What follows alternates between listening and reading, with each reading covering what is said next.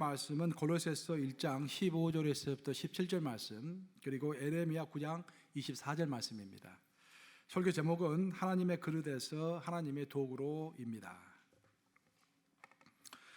그는 보이지 아니하는 하나님의 형상이시요 모든 피조물보다 먼저 나신 이시니 만물이 그에게서 창조되되 하늘과 땅에서 보이는 것들과 보이지 않는 것들과 혹은 왕권들이나 주권들이나 통치자들이나 권세들이나 만물이 다 그로 말미암고 그를 위하여 창조되었고 또 그가 만물보다 먼저 계시고 만물이 그 안에 함께 섰느니라. 에레미야 9장 24절 말씀 합독합니다. 시작. 자랑하는 자는 이것으로 자랑할지니 곧 명철하여 나를 아는 것과 나 여호와는 사랑과 정의와 공의를 땅에 행하는 자인 줄 깨닫는 것이라. 나는 이 일을 기뻐하노라. 여호와의 말씀이니라. 살아계신 하나님의 말씀입니다. 19세기 후반, 지금부터 한 100년 전이죠. 그때 이제 미국 전체가 큰 성령의 감동으로 대부흥 운동이 일어난 적이 있습니다. 그때 19세기 말에 미국 대부흥 운동을 이끌었던 목사님이 그 유명한 D.L. 무디 목사님과 함께 또 R.A. 토레이 목사님, 이 두 분이서 미국 대부흥 운동을 이끄신 것입니다. 두 분은 약간 차이가 있어요. D.L. 무디 목사님은 굉장히 부흥사 스타일로 이게 감동 넘치는 설교를 하셨고, 토레이 목사님은 굉장히 지적이십니다. 공부를 많이 하셨고 토레이 박사죠. 박사학위도 받으시고 냉철한 또 성경 지식으로 D.L. 무디 목사님을 많이 보충했던, 그 쌍벽을 이루어 가지고 합력해서 목회를 했던 두 분이십니다. 특별히 토레이 목사님은 이제 정확한 성경 지식과 아울러서 성령 세례를 강조하셨어요. 성령 받지 않고서는 안 된다. 우리가 구원받을 때 성령을 받지만 특별한 또 하나님의 사역을 해야 할 존재들이기 때문에 하나님의 사역을 하려면 성령을, 하늘로부터 내려오는 성령을 받아야 한다라는 그런 말씀을 하셨어요. 그래서 그 D.L. 무디 목사님과 R.A. 토레이 목사님의 영향을 많이 받은 청년들이 그냥 엄청나게 많은 숫자가 세계 선교사로 헌신을 한 것입니다. 그래서 그때 스튜던트 발런티어 무브먼트 해가지고 많은 대학생들이 선교사로 헌신하게 되는데, 그 헌신한 대학생들이 전 세계로 뻗어나갔는데 특별히 아시아로 많이 갔습니다. 그때 그 일군의 몇몇의 선교사들이 조선으로 왔는데, 그 조선으로 와서 그들이 1903년도에 원산 대부흥운동, 그리고 1907년도에 있었던 그 유명한 평양 대부흥운동의 주체가 된 것입니다. 전부 다 그 R.A. 토레이 목사님의 영향을 받은 사람들이에요. 그 토레이 목사님이 이제 그 아들이 토레이 2세인데, 그 토레이 2세는 중국으로 선교사를 갔다가 나중에 한국에서 6.25 사변이 일어나는 것을 보고 6.25 사변 이후에 한국의 회복을 좀 도와야겠다 해서 한국으로 와서 대전에서 가난한 사람들, 고아들, 이렇게 병자들 이렇게 돌보는 그런 사역을 평생 하셨습니다. 그분의 아들이죠. R.A. 토레이 목사님의 손자가 됩니다. 토레이 3세는 강원도에다가 예수원이라는 기도원을 짓고서 활동을 하셨던 그 유명한 성공의 신부이신 대천덕 신부님이십니다. 그래서 그 또 4세는 지금도 그 예수원에서 일을 하고 있어요. 그래서 그냥 우리 한국과 관계가 깊은, 또 한국의 영성과 미국의 영성도 그렇게 연결이 됩니다. 이렇게. 그 R.A. 토레이 목사님이 한 번은 이제 호주에 있는 교회 연합으로 초청을 받아가지고 집회를 한 적이 있습니다. 호주에 있는 모든 교회들이 연합해가지고 우리 미국에서 이 대부흥 운동이 일어나가지고 굉장한다는데 토레이 목사님을 한번 초청해가지고 한번 그 붕해를 한번 해보자 해가지고 토레이 목사님 왔더니 물밀듯이 호주에 있는 모든 성도들 모여가지고 입추의 여지가 없이 이제 모여서 부흥 집회를 했습니다. 그때 부흥 집회를 한참 하고 있는데 공개 쪽지가 올라온 거예요. 공개 질문을 한 것입니다. 토레이 목사님에게. 그 질문의 내용이 뭐냐 하면은, 목사님, 저는 기도 제목이 있어가지고 오랫동안 기도를 해왔습니다. 근데 아직까지 그 기도 응답을 내가 받지 못하고 있습니다. 우리 집안은 몇 대째 지금 대대로 기독교 집안으로서 교회를 열심히 섬겼습니다. 저는 특별히 주일학교 교사로서 지금 25년째 단 한 주도 빠지지 않고 있는 열정을 다해서 섬기고 있습니다. 근데 왜 하나님은 내 기도를 이렇게 들어주시지 않는 것입니까? 라고 공개적으로 이렇게 질문을 한 거예요. 얼마나 답답했으면 그렇게 했겠어요, 이제. 그래서 공개적으로 질문했기 때문에 토레 목사님이 그 내용을 읽었대요. 모든 성도들 앞에 다 읽어주고 답변을 하신 거예요. 공개적으로 답변을 하신 거예요. 누가 이 글을 써서 올려버렸는지는 모르겠지만 지금 당신이 기도 응답을 받지 못하는 이유는 지금 당신의 공로와 당신의 이름으로 기도하고 예수의 공로와 예수의 이름으로 기도하지 않기 때문에 기도 응답이 되지 않고 있는 것입니다. 기도는 예수의 이름으로 예수의 십자가 보혈의 공로로 기도하는 것입니다. 우리가 기도할 때 어떤 내 봉사에 대한 내 헌신에 관한 품삯을 얻듯이 기도하지 마세요. 기도할 때 가장 기본적인 태도는 하나님의 은혜에 감동하는 것입니다. 만약 당신의 마음에 감동이 없이 기도하고 있다고 한다면 다른 기도하기 전에 먼저 감동을 달라고 기도하세요. 성령의 기름 부으심을 통한 예수 그리스도의 십자가 보혈을 깨닫고 그에 대한 은혜를 알고 감동받지 않고 하는 기도는 어렵습니다.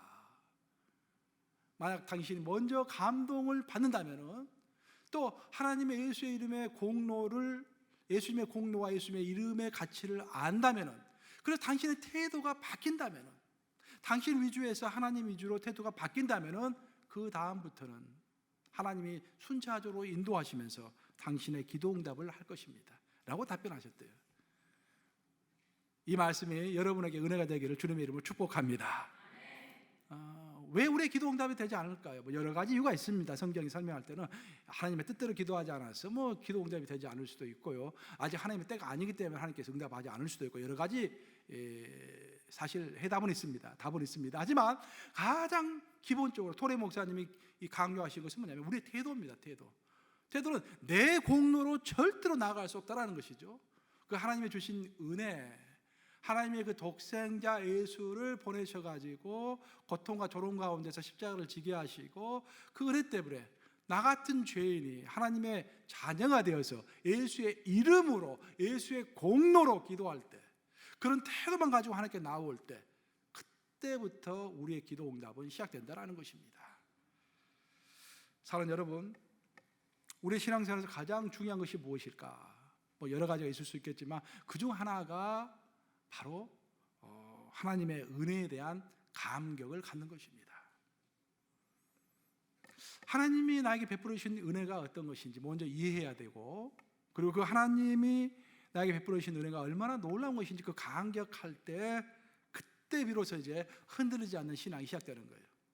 왜 우리가 신앙생활 할 때 자꾸 다른 사람이 한마디만 하면 귀가 쏙 그쪽으로 휩쓸려가지고 마음이 상하고, 세상이 어지러우면 나도 같이 어지럽고, 세상이 혼동스러우면 나도 같이 혼동스럽고, 자꾸 열정이 일어나지 않고 피곤만 하고 모든 형식이 드라이해가지고 내 신앙이 드라이하고 메말라 삐뚤어지는가?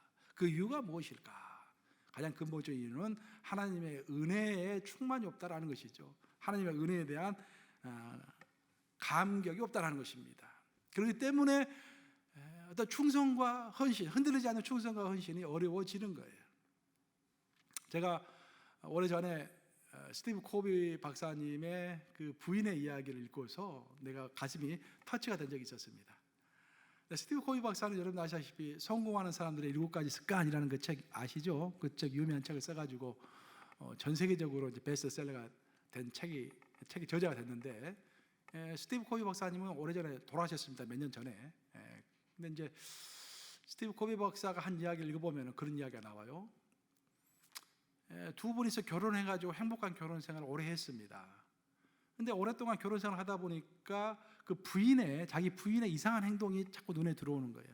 그 행동은 뭐냐면은 어떤 전자제품을 살 때는 자기 아내는 반드시 어떤 특정한 제품만 산다라는 거예요. 예를 들어서 삼성이면 삼성, LG면 LG 딱 그거 하나만 산다라는 거예요. 그 제품이 가격이 좀 비싸고 품질이 떨어지더라도 반드시, 또 어떻게 그 매장에 없으면은 그 본사에 전화를 해서까지라도 꼭 그 제품만 산다라는 거예요. 좀 이상했어요. 그래서 하루는 이제 남편이 물었대요, 아내에게. 당신이 왜 꼭 그 제품만 사느냐고. 그랬더니 아내가 갑자기 울먹울먹 하더니 자신의 과거 이야기를 한 거예요. 알고 봤더니 당신의 아내의 집안이 좀 가난했던가 봐요. 이제 가난했는데 그 아버지의 그 직업이 전자제품을 파는 외판원이었어요. 오늘날은 이제 전자제품을 백화점이나 뭐 온라인으로 주문하는데 옛날에는 다 외판원들이 다니면서 뭐 이게 뭐죠, 백큐 같은 것도 팔고요, 전자레인지도 팔고 다 이게 그 당시에는 이제 외판원들이 팔았대요. 근데 하필이면 그 당시가 또 미국의 대공황 시절이었습니다. 미국 역사상 가장 경제적으로 힘든 시기였어요. 많은 사람들이 실직을 하고 먹고 살 것이 없었습니다. 그때 그 자신의 아버지는 그 가족들을 먹여 살리고 특별히 딸을 많이 사랑했는가 봐요. 그 딸이 이 어려운 환경 가운데서도 어떻게 해서든 딸을 공부시켜야겠다 해가지고 돈이 있어야 하니까 있는 힘을 다해서 그냥 매일 가가호 열심히 방문해서 물건을 판 거예요. 그래서 그 딸은 아침에 잠자고 딱 일어나면 제일 먼저 하는 것이 침대에서 내려와서 무릎을 꿇고 하나님께 기도하는 것입니다. 하나님, 오늘 또 우리 아버지가 물건을 많이 팔 수 있도록 도와주세요. 많이 팔아야 또 우리가 먹고 살고 나도 공부를 할 수 있어요. 그렇게 기도하면서 자연스럽게 또 그 회사를 위해서 기도한 거예요. 그 회사를 축복해 주세요.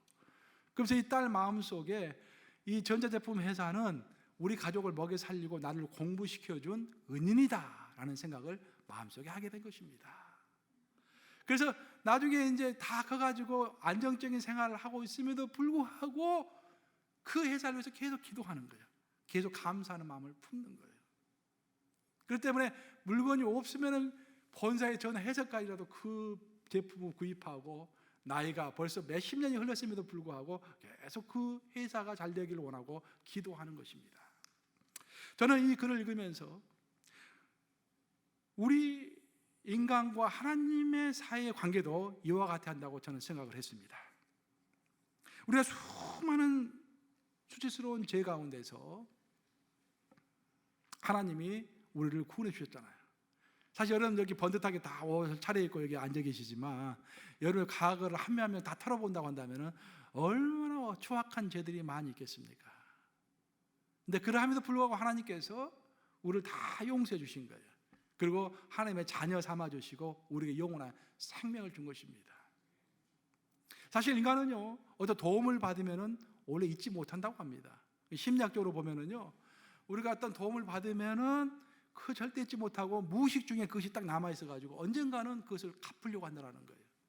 그래서 우리가 이번에 블레싱 조조 초청잔치 하잖아요. 그것도 마찬가지예요. 여러분 가서 전화하시고 커피 한 잔 사주잖아요. 상대방은 아무런 관심이 없는 것 같아도요, 그것이 다 입력된다는 거예요. 머릿속에 입력돼가지고 나중에는 반드시 그것을 갚으려고 한다는 거예요. 그 효과가 있다는 것입니다. 많이 베푸셔야 돼요. 이렇게 그래야 교회도 옵니다. 사람들이 교회가 먼저 많이 베풀어야 되죠. 손을 봐야 돼요. 그래야 옵니다.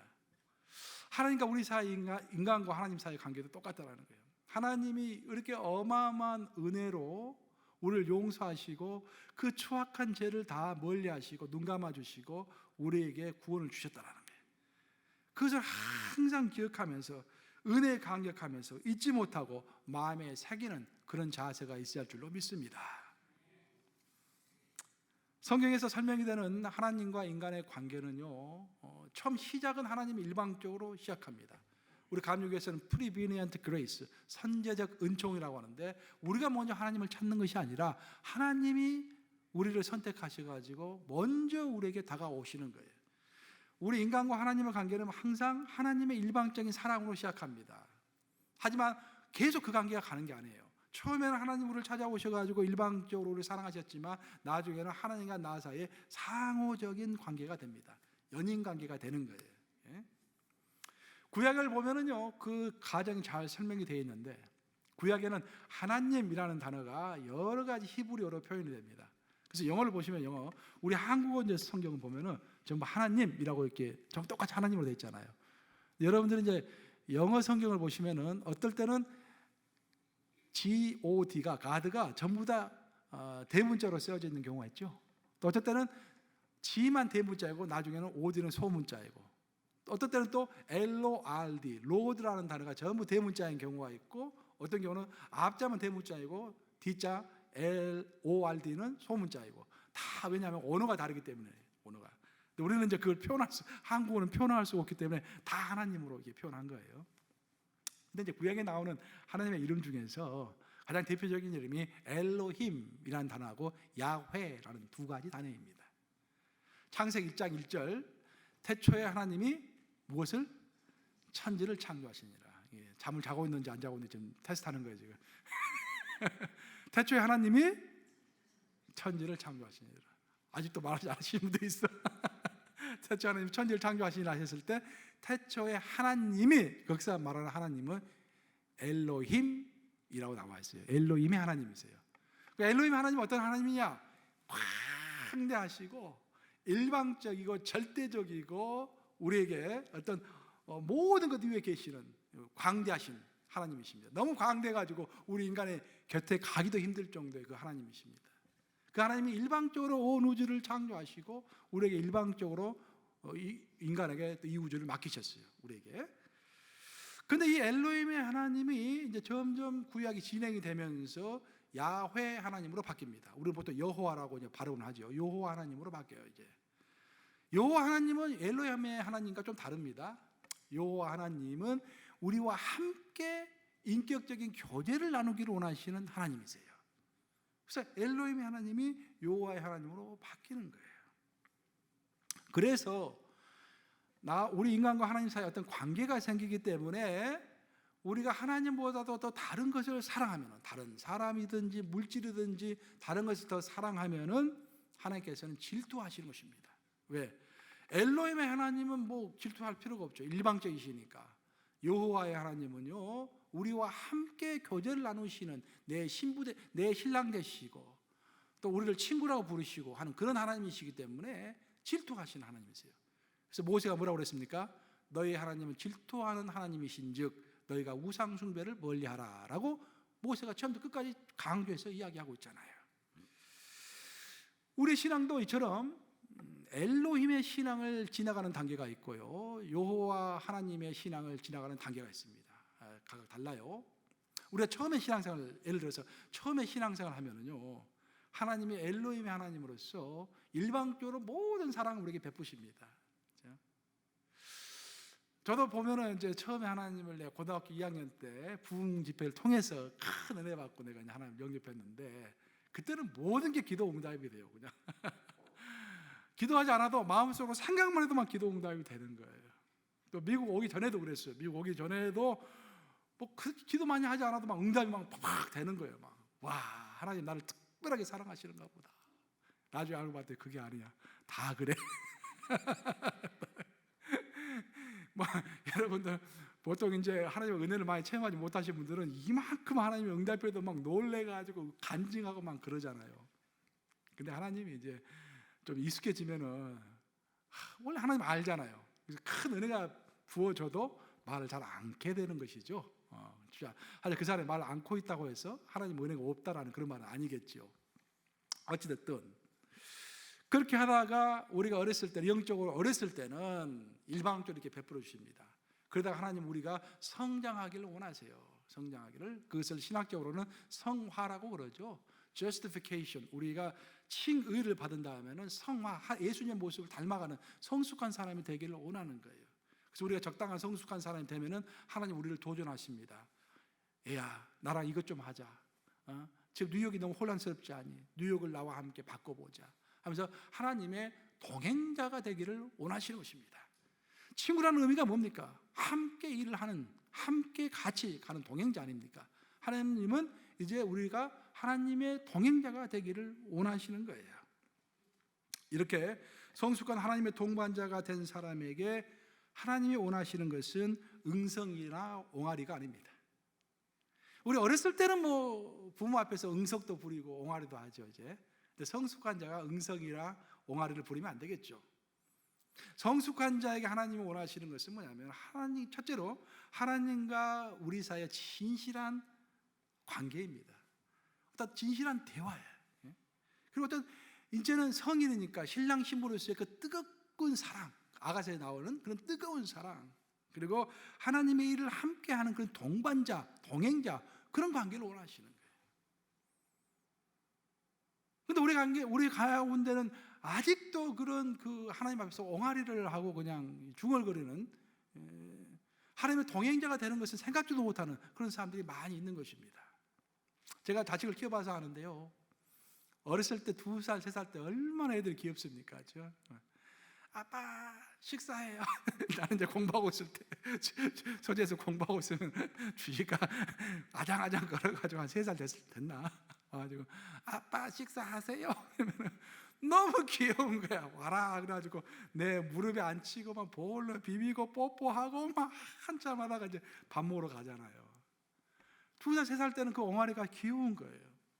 근데 그 애가 나이 30살 먹었는데 아빠 식사하세요. 날만 있으면 으이구 내 원수.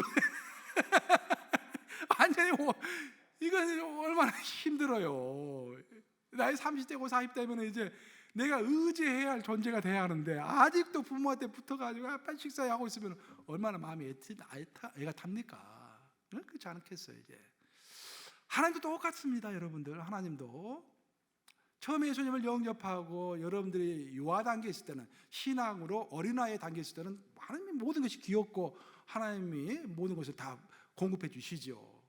근데 결국 예수님은 제자들에게 처음에는 제자들에게 다 받아주시고 다 훈련시키셨지만 마지막에는 가서 제자를 삼으라라고 사명 주셨잖아요. 사명을 감당할 수 있는 사람이 되기를 원하시는 것입니다. 그래서 신학적으로 좀 표현을 해보면은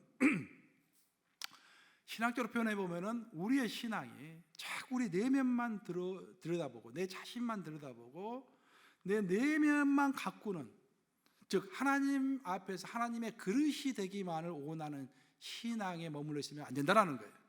그 신앙은 반드시 발전을 해서 하나님의 프로젝트를 함께 실행할 수 있는 하나님의 도구가 되어야 할 줄로 믿습니다.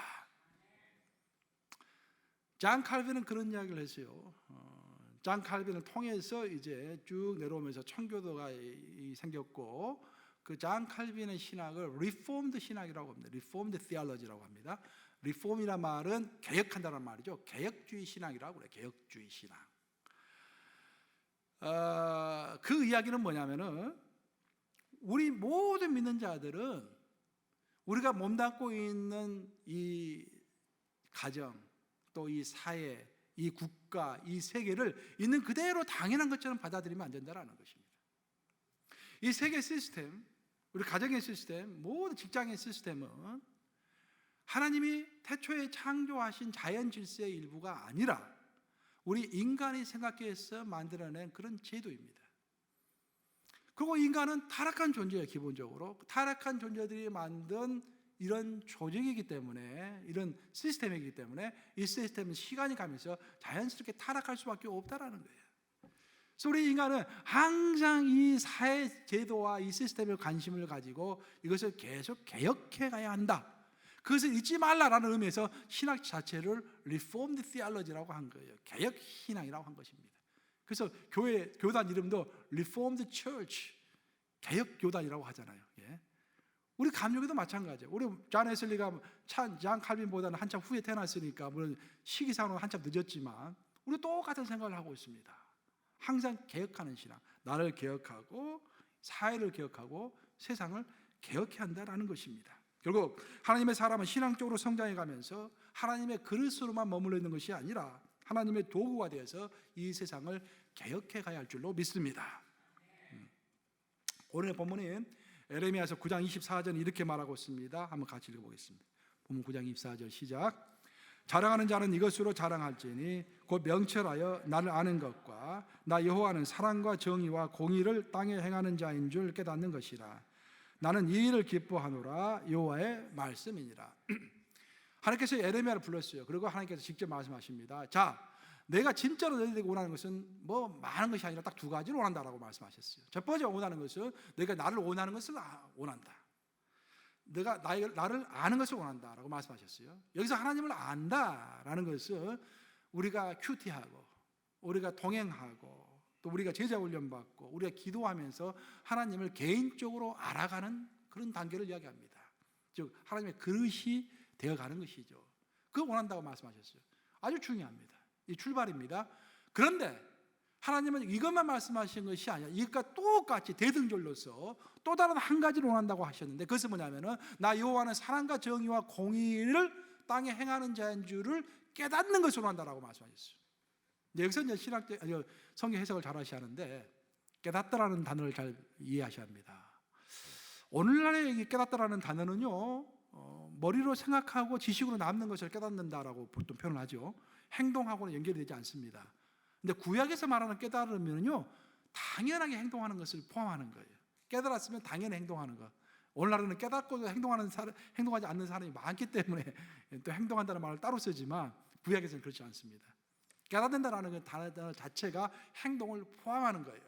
그럼 다시 이것을 종합하면 뭐냐면은, 하나님과 나 사이의 개인적인 관계를 통해서 하나님의 깨끗한 그릇으로 빚어가는 것을 나는 원한다. 하지만 동시에 더 나아가서 나는 내가 베푸는 사랑과 정의와 공의를 이 땅에서 똑같이 실천하기를 원한다. 나는 이 두 가지를 너에게 바란다 라고 하나님이 결론을 딱 맺으시는 것입니다. 오늘날 한국 사회가 한국 기독교가 많이 시끄럽습니다. 미국과는 좀 달라요. 근데 지금 문제가 되는 것은 뭐냐면은, 미국은요, 기독교가 사회에 영향력을 상당히 미치고 있습니다. 여러 가지로 영향을 미치고 있어요.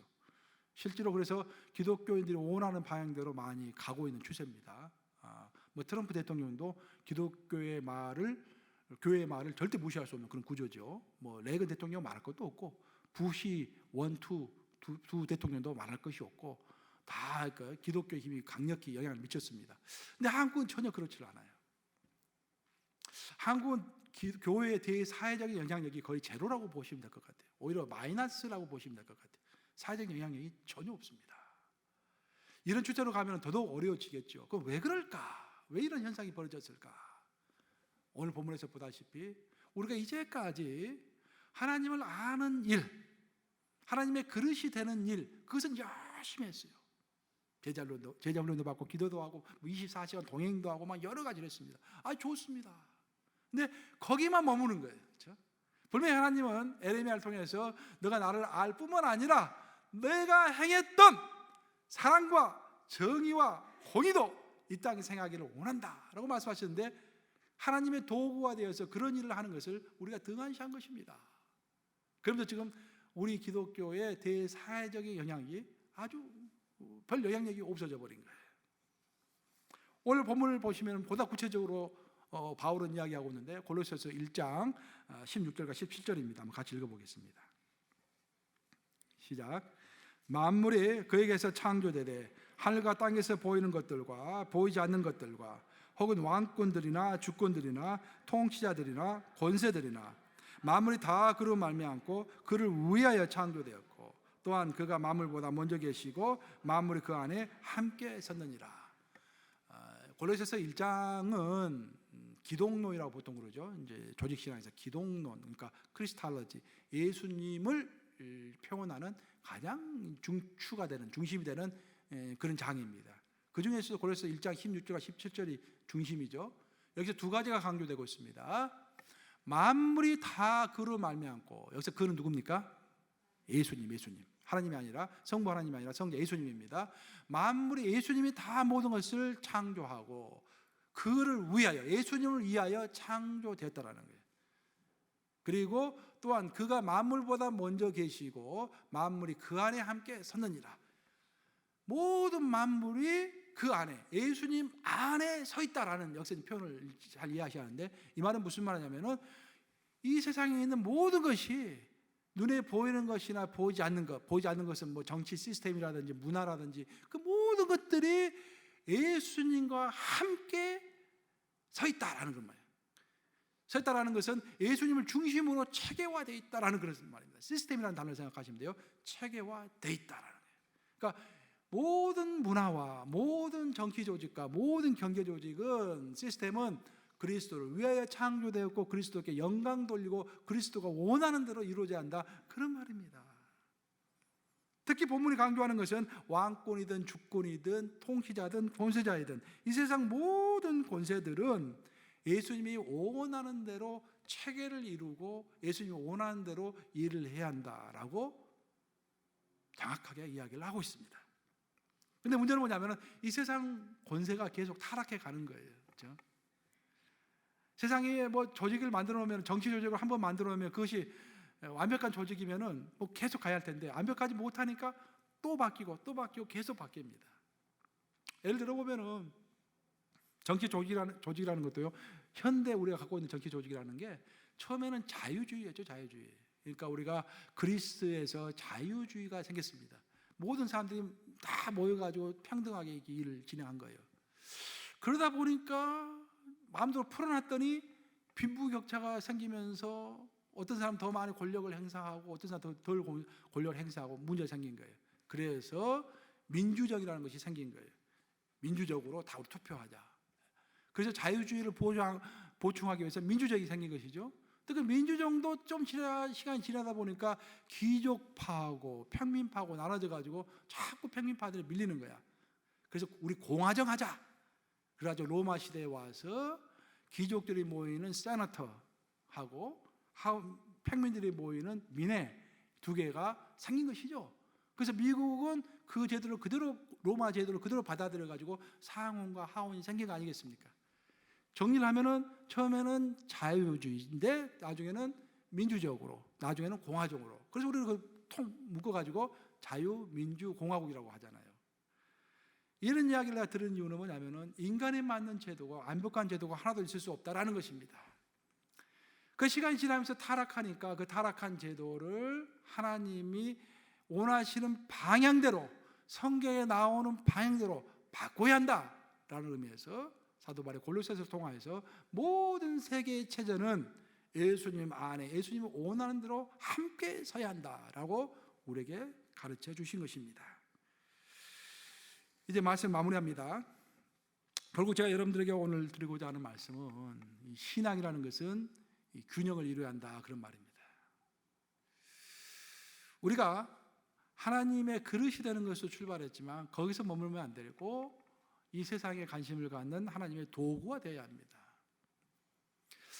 우리 기독교 역사를 보면 2000년 역사라고 보통 그러는데, 그 2000년 역사에 크게 한 5가지 정도의 큰 흐름이 있었어요. 첫 번째 흐름은 복음 전파를 강조하는 그런 전통입니다. 복음 전파. 또 다른 전통은 성령께서 자꾸 이제 우리 가운데 함께 하시니까 그 성령의 능력을 강조하는 그런 또 전통이 있었어요. 또 다른 한편에서는 우리가 성령의 열매를 맺을 것이냐, 그럼 성령의 열매가 뭐냐? 성결한 삶이다. 그래가지고 성결을 강조하는 그런 큰 또 하나의 흐름이 있었습니다. 또 어떤 사람은 우리가 이 세상에 사회에 참여해야 한다. 그래서 사회 참여의 전통이 있었어요. 마지막으로 어떤 신비주의적인 전통이 또한 수도원을 통해서 쭉 이어져 내려왔습니다. 그런데 문제는 뭐냐면은 이 5가지 전통을 성령께서 우리 가운데 주셨는데, 오늘날 많은 성도들과 많은 교회들은 이 중에 하나 내지 2개만 붙잡고 있는 거예요. 그리고 나머지 것들은 신경도 쓰지 않고 오히려 나머지 것들 또 비판까지 하는 거예요. 그러면서 우리 가운데 불균형이 생기기 시작한 것입니다. 음식도 여러분들 먹을 때 건강하려면은 자기가 좋아하는 음식만 자꾸 먹으면 그걸 편식이라고 그러죠. 자기가 좋아하는 반찬만 자꾸 먹으면은 병에 걸리죠. 그렇죠? 오랫동안 그렇게 하면은 먹기 싫은 것도 먹어야죠. 골고루 먹어야죠. 신앙도 똑같습니다. 신앙도 내가 좋아하는 스타일로만 신앙생활 하잖아요. 그쪽으로 굳어지면은 완전히 불균형을 이루게 돼요. 내가 좋아하지 않는 것도 관심을 가지고 그것도 인정해주고 내가 배우려고 하고 오픈된 마음을 항상 가져야 합니다. 요즘에 어떤 사람들은 그렇게 이야기해요. 어떤 교회는 성령이 있고 어떤 교회는 성령이 없다, 그런 이야기를 하는 사람들이 있어요. 또 어떤 교회는 기독인의 사회 참여에 대해서 굉장히 터부시하는 그런 성도들과 교회들도 있습니다. 또 어떤 교회는 신비주의자가 모두 다 이단인 것처럼 아주 강력하게 이야기하는 그런 교회와 그런 성도들도 있습니다. 또 어떤 교회는 지금이 말세라고 하면서 말세를 강조하지 않는 설교는 다 썩은 설교다, 말세를 강조하지 않는 교회는 다 썩은 교회다, 그렇게 또 말하는 성도가 있어요. 이 모든 것이 균형을 잃은 것입니다. 제가 아까 말씀드린 것처럼 기독교의 큰 2000년 역사에는요, 이 5가지 전통이 다 있었습니다. 말세 한번 이야기해 볼까요, 여러분들? 말세는요, 초대교회부터 말세라고 그랬어요. 데살로니가 전서가 왜 생긴지 아세요? 데살로니가 전서라는 우리 책 있잖아요, 성경책 있잖아요. 데살로니가 전서가 생긴 이유가 뭐냐면은 데살로니가에 있는 성도들이 굉장히 신앙적으로 열정이 있었습니다. 사도 바울이 가서 딱 3주만 전도하고 떠났는데 그 3주 받은 말씀을 가지고 교회를 세워가지고 견뎠던 성도들이에요. 그러면 그들이 왜 그렇게 많은 핍박을 견디고서도 3주 동안 받은 말씀을 가지고 교회를 세울 수 있었던가, 유지할 수 있었던가? 그것은 예수님이 금방 재림하신다라는 그런 희망이 있었기 때문입니다. 예수님이 재림이 금방 됐습니까? 근데 금방 될 줄 알았어요. 예수님이 재림이 자꾸 늦어지는 거야. 그래서 그들이 사도 바울에게 물어본 것입니다. 예수님 언제 재림하시는 것입니까? 그래서 예수님의 재림에 대해서 자세하게 설명해 놓고 있는 책이 데살로니가 전서인 거예요. 말세는 2000년 전부터 있었어요. 2000년 전부터 말세였어요. 2000년 전부터. 그죠? 우리 기독인에게 중요한 것은 말세가 됐기 때문에 당장 내가 다 팽개치우고 그냥 기도만 하고 있어야 한다. No! 내일 예수님이 재림하시더라도 오늘 우리는 전도하고 제자 훈련 받고 그렇게 살아가는 거예요. 그래서 예수님이 가르쳐 주신 거예요. 근데 오늘날 또 말세를 이야기하지 않는다고 해가지고 뭐 그게 다 썩었다는 식으로 이야기하는 사람이 따라간다면 균형이 깨져도 한참 깨진 것입니다. 그렇죠? 신학적인 밸런스가 맞지 않은 거예요. 어리석은 신화와도 같은 소리를 많이 하는 그런 시대가 되었습니다. 우리가 그거 주의해야 합니다. 디모데를 향해서 사도 바울이 그런 소리를 했죠. 디모데전서 1장 4절에서부터 7절 말씀입니다. 우리 한번 같이 읽어보겠습니다. 시작. 신하와 끝없는 족보에 몰두하지 말게 하려 함이라. 이런 것은 믿음 안에 있는 하나님의 경륜을 이름보다 도리어 변론을 내는 것이라. 이 교훈의 목적은 청결한 마음과 선한 양심과 거짓이 없는 믿음에서 나오는 사랑이거늘 사람들이 이에서 벗어나 헛된 말에 빠져 율법의 성생이 되려 하나 자기가 말하는 것이나 자기가 확증하는 것도 깨닫지 못하는도다.